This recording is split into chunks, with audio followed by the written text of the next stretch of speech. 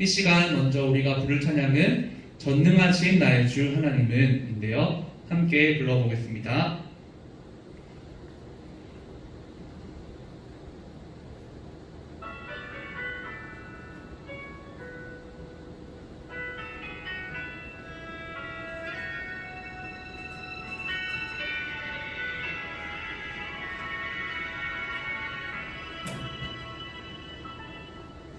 전능하신 나의 주 하나님은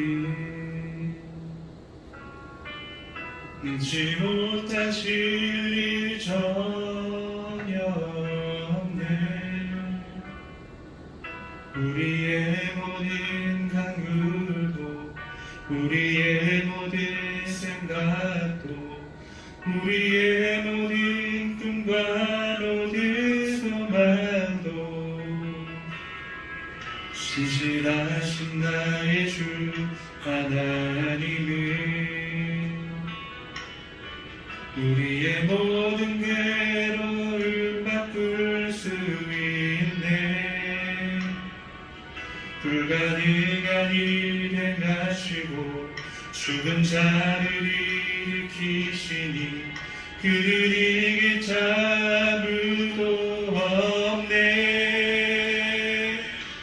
주의 말씀 의지하여 깊은 곳에 금을 던져 오늘 그가 놀라운 일을 이루시는 것 보라. 주의 말씀 의지하여 믿음으로 금을 던져 믿는 자에게 능치 못함 없네.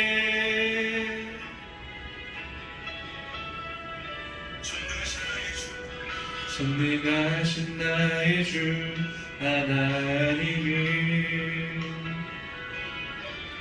능치 못하실 일 전혀 없네. 우리의 모든 간구도 우리의 모든 생각도 우리의 모든 꿈과 모든 소망도 신실하신 나의 주 하나님은 우리의 모든 괴로움 바꿀 수 있네. 불가능한 일 행하시고 죽은 자를 일으키시니 그를 이길 자 아무도 없네. 주의 말씀 의지하여 깊은 곳에 금을 던져 오늘 그가 놀라운 일을 이루시는 것 보라. 주의 말씀 의지하여 믿음으로 금을 던져 믿는 자에게 능치 못함 없네. 주의 말씀 의지하여 깊은 곳에 금을 던져 오늘 그가 놀라운 일을 이루시는 것 보라. 주의 말씀 의지하여 믿음으로 금을 던져 믿는 자에게 능치 못함 없네. 아멘. 자, 오늘 우리에게 주시는 하나님의 말씀은 신명기 6장 4절부터 9절입니다. 신명기 6장 4절부터 9절 말씀 한 절씩 교독하시고 마지막 9절은 다 같이 한 목소리로 읽겠습니다. 자, 저부터 읽겠습니다. 이스라엘아 들으라. 우리 하나님 여호와는 오직 유일한 여호와이시니 너는 마음을 다하고 뜻을 다하고 힘을 다하여 내 하나님 여호와를 사랑하라. 오늘 내가 내게 명하는 이 말씀을 너는 마음에 새기고 내 자녀에게 부지런히 가르치며 집에 앉았을 때에든지 길을 갈 때에든지 누워 있을 때에든지 일어날 때에든지 이 말씀을 강론할 것이며 너는 또 그것을 내 손목에 메어 기호를 삼으며 내 미간에 붙여 표로 삼고 같이 읽겠습니다. 또 내 집 문설주와 바깥문에 기록할지니라. 아멘. 자, 오늘은 말씀을 쓰라라는 제목으로 하나님의 말씀을 여러분들에게 그리고 저에게 또 그 은혜를 나누는 시간을 가지겠습니다. 자, 한번 넘겨주실래요? 말씀 싹쓸이라는 제목으로 주제로 우리가 여름 수련회를 진행하고 있는데 벌써 4주차가 되었어요. 자, 첫 주에 시작하는 예배를 하면서 드리면서 우리는 어떤 존재인지를 말씀을 통해서 나누었는데 저와 여러분은 말씀으로 사는 10대, 말씀으로 사는 청소년이라고 그렇게 얘기를 드렸습니다. 그리고 우리가 말씀으로 살아가기 위해서 다음에 4가지 활동을 이번 여름 수련회 8월 한 달 동안 해보자고 했어요. 말씀의 말하기, 또 듣기, 읽기, 쓰기 활동들이 바로 그 4가지죠. 그래서 그 다음 주에는 우리가 말씀을 말해봤어요. 성경을 암송해봤죠. 그리고 그 다음 주는 원래는 말하기, 듣기인데 듣기는 우리가 매주 주일날 설교를 종종 그리고 자주 항상 잘 듣고 있으니까 그 다음으로 바로 넘어가자고 했어요. 읽기를 그래서 우리가 해봤어요. 성경 읽기를 요한일서를 통해서 우리가 한번 해보았습니다. 그리고 오늘은 4주차예요. 4주차는 이제 성경 쓰기, 성경 필사를 한번 해보도록 하겠습니다. 넘겨주세요. 오늘 여러분들에게 전하고 싶은 메시지는 한 가지예요. 단순하고 또 쉬워요. 바로 뭐냐면 말씀을 쓰라. 성경을 쓰자는 거예요. 그래서 오늘 이 설교를 딱 듣고 그냥 한 귀로 듣고 한 귀로 흘리는 것이 아니라 저부터 시작해서 우리 중등부 공동체는 말씀을 한번 써볼 수 있는 우리 중등부 하나님께서 보실 때 기뻐하는 공동체가 될 수 있기를 바랍니다. 넘겨주세요. 자, 그렇다면 전도사님에게 여러분들이 이렇게 또 물을 것 같아요. 아, 전도사님, 저 별로 말씀을 쓰고 싶지가 않아요. 저는 그냥 읽는 게, 눈으로 읽는 게 편해요. 왜 하필 말씀을 손으로 써야 되죠? 이렇게 물어보는 친구들이 있을 것 같아요. 맞죠? 그런 친구들에게 오늘은 5가지 이유를 들어서 우리가 왜 말씀을 써야 하는지, 말씀을 쓸 때 우리에게 하나님께서 주신 은혜들은, 유익들은 무엇인지를 여러분들에게 얘기를 드리려고 합니다. 첫 번째로 말씀을 쓰는 것은요, 왜 우리가 말씀을 써야 하냐면 하나님께서 그것을 명령하고 계시기 때문이에요. 하나님께서 우리가 말씀을 쓰기를 원하시기 때문이라고 그렇게 여러분들에게 답변을 드릴 거예요. 넘겨주실래요? 오늘 본문을 보면 모세가 이스라엘 백성들 곧 있으면 이제 가나안 땅으로 들어갈 이제 이스라엘 백성들을 향해서 신신당부하고 있어요. 그게 신명기라고 했죠. 신명기는 신신당부하는 명령들을 기록한 책이라고 했습니다.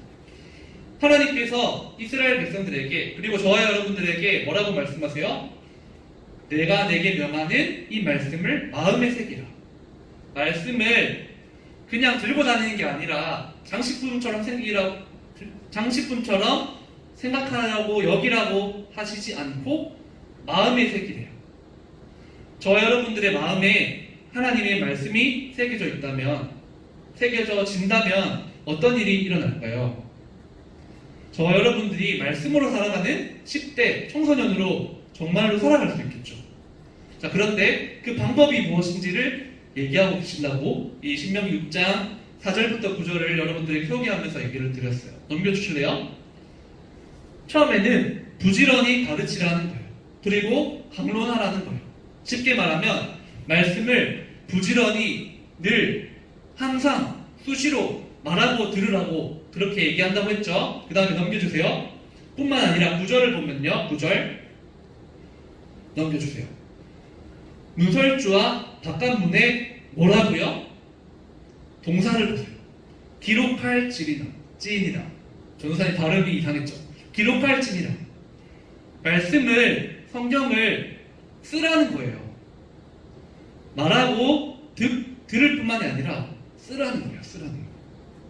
지금 저와 여러분들에게 하나님께서 요구하시는 게 뭐예요? 기록할 찌이니라. 쓰라는 거예요. 지금 이 말씀을, 이 9절의 말씀을 우리에게로 적용을 해본다면 꼭 바깥문이나 또 문설주만이 아니라 여러분들이 아무도 보지 않는 여러분들만의 다이어리, 또 공책, 여러분들이 수시로 볼 수 있는 포스트잇이라든지 여러 곳에 쓰라는 거예요. 기록을 해라는 거예요. 자, 그래서 첫 번째로 우리가 왜 말씀을 써야 하냐면 하나님의 말씀에 순종하는 일이 이 필사라는 것이죠. 자, 그 다음으로 넘겨주세요. 두 번째로 말씀을 쓰는 것은요, 하나님을 만나고 경험하는 방법 중에 하나이기 때문이라는 거예요. 넘겨주실래요? 여러분들이 이 화면이 지금 잘 보일지 모르겠는데 이 성경의 1차적인 저자는 하나님이시죠. 하나님이 이 말씀을 기록하셨어요. 여러분들 그 사실을 믿죠? 자, 그런데 놀라운 것은요, 창세기부터 요한계시록까지 무려 약 40여 명의 사람들이 각자의 개성과 또 각자의 은사와 각자의 달란트와 기호와 문화와 배경 지식과 여러 가지들을 고유한 각자만의 개성을 살려서 하나님이 이 성경을 쓰게 하셨어요. 기록하게 하셨어요. 그것을 어려운 말로 유기적 영감이라고도 합니다. 자, 그런데 우리가 이제 생각해 볼 것은 뭐냐면 이들이 하나님의 말씀을 그렇게 이제 하나님의 영으로, 성령으로 영감받아서 쓸 때 그들에게도 어떤 일이 일어났냐 하는 거예요.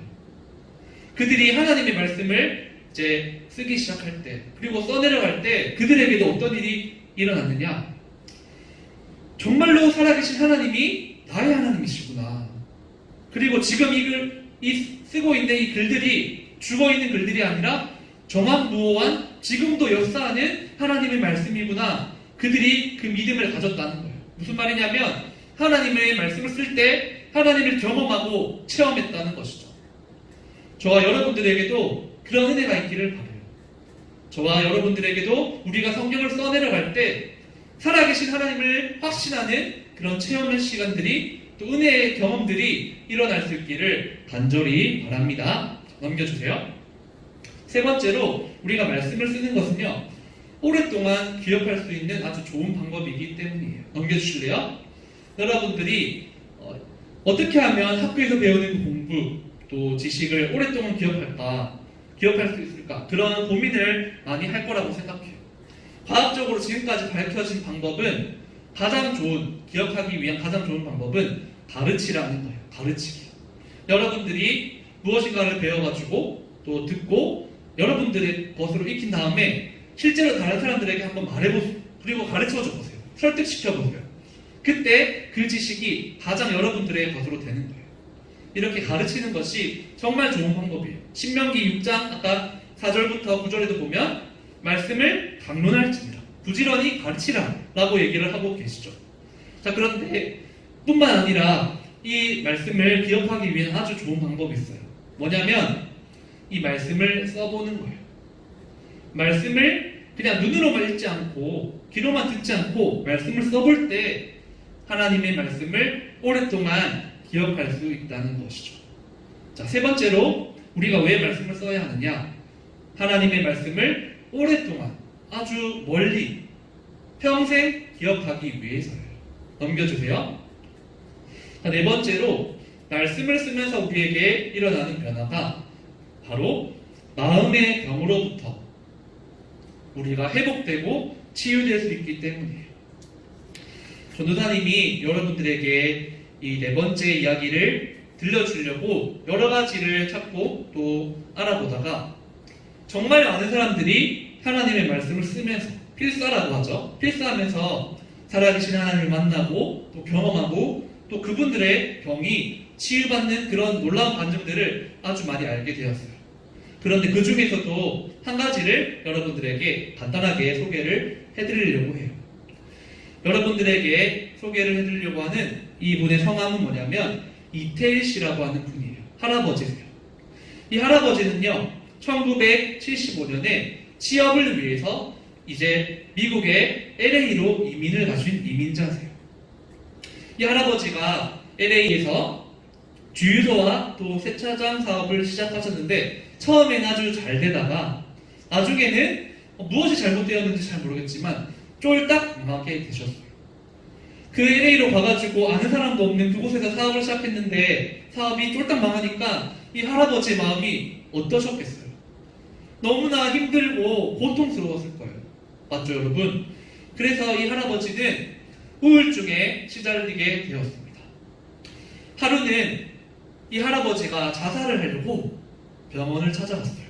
그래서 수면제를 처방해달라고 의사 선생님께 간절히 쫄라가지고 28알이나 되는 그런 처방을 받게 되었는데, 나중에 알고 보니까 어떻게 되었는지 하나님의 은혜로 그것들은 다 수면제가 아니라 소화제였다고 이렇게 할아버지가 재미나게 간증하시는 이야기도 있었습니다. 그런데 이 할아버지가 어떻게, 언제 성경을 필사하게 되었느냐면, 하루는 이가 너무 안 좋으셔가지고 이가 시리셔서 치과를 이제 가게 되었는데, 그 치과에서 주변에 이 할아버지 집 주변에 살고 있는 이웃 선배를 만나게 되었어요. 그런데 그 할아버지 선배님과 얘기를 하던 와중에 그 할아버지가 아주 열심히 성경을 쓰고 있다는 걸 알게 되었어요. 그러면서 이 할아버지는, 이태일 할아버지는 그러면 나도 한번 해봐야겠다. 저분도 저렇게 열심히 사시는데 나는 왜 하면 안 될까? 그런 생각을 가지고 성경을 쓰기 시작했어요. 그렇게 성경을 쓰시다가 손이 너무 아프고 또 지루해가지고 잠시 성경 쓰기를 멈추시게 되었다고 합니다. 이렇게 시간이 어영부영 지나가는 것 같다가 이태일 할아버지가 다시 성경 쓰기를 시작하게 되셨어요. 그런데 어떻게 성경 쓰기를 다시 시작하게 되었느냐? 이번에는 이 할아버지보다 훨씬 더 연세가 많으신 무려 이제 80대 할아버지께서, 같은 아파트에 살고 있는 할아버지께서 나는 성경을 3번이나 필사했어 라고 하시는 그 얘기를 듣고 이태일 할아버지가 충격을 받으신 거예요. 나는 하나님을 믿는다고 지금까지 신앙생활을 해왔는데 성경을 써본 경험이 없는 거예요. 그래서 이제 성경을 써내려가기 시작했습니다. 이 할아버지께서 이 필사를 시작하시면서 먼저 첫 번째로 찾아온 변화는 뭐냐면 잡념이 없어지고요, 정신이 맑아졌대요. 우울증이 그 사람을 사로잡아가지고 이제 시달리게 하면, 힘들게 하면 어떤 일이 일어날까요? 부정적이고 그 사람을 파괴시키고 그 사람들을 낮추고 무너뜨리려고 하는 아주 악한 생각들이, 힘들게 하는 생각들이 이 사람들을 사로잡게 되잖아요. 그런데 성경을 한 글자씩 또 한 줄씩 써내려가다 보니까 잡념이 없어지더라는 거예요. 정신도 맑아지더라는 거예요. 이런 일들이 조금씩 이 할아버지의 삶으로 찾아오게 되었고, 나중에는 어느덧 우울증이 완전히 사라진 자신의 얼굴을 보게 되었어요. 그래가지고 이렇게 첫 번째 필사를 마치고 두 번째 필사를 하실 때는 하나님이 정말로 살아계시다는 확신까지 완전히 가지게 되셨다고 이 할아버지가 말씀을 하고 계세요. 그리고 이뿐만이 아니라 하나님의 말씀을 규칙적으로 써내려가다가 보니까 신체적인 건강도 너무나 좋아지시더라고. 그렇게 이 할아버지가 짧은 간증을 하고 있는 이제 내용을 보게 되었어요. 여러분, 혹시라도 이 설교를 듣고 있는 우리 중등부 친구들과 또 선생님들 가운데 전도사님에게나 또 다른 친구들이나 누구에게도 말하지 못할 마음의 아픔이나 어려움으로, 병으로 힘들어하고 있는 분이 계시다면, 친구가 있다면 우리가 함께 성경을 한번 써보자고 그렇게 권면을 하고 싶어요. 자, 넘겨주세요. 네, 마지막입니다.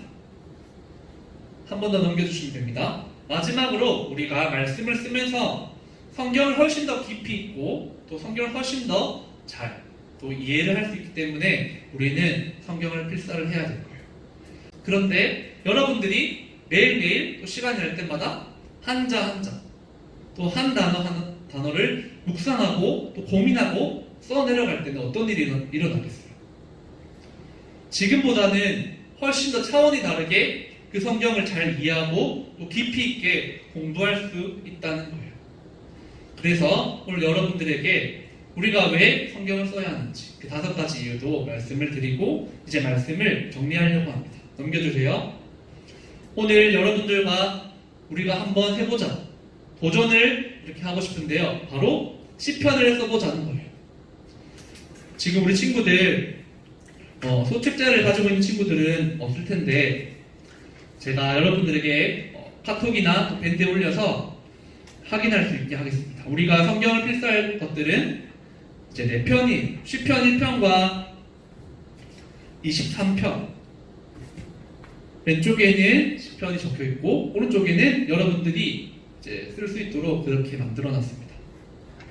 그리고 121편과 131편 이렇게 4편을 여러분들이 일주일 동안 한번 써보고 그리고 그 인증샷을 전도사님에게 한번 보내주세요. 이번 주 활동은 이렇게 하는 것으로 우리가 알도록 하겠습니다. 넘겨주세요. 이제 말씀을 정리하겠습니다. 오늘 여러분들과 나누고 싶은 주제는 딱 하나예요. 성경을 쓰라.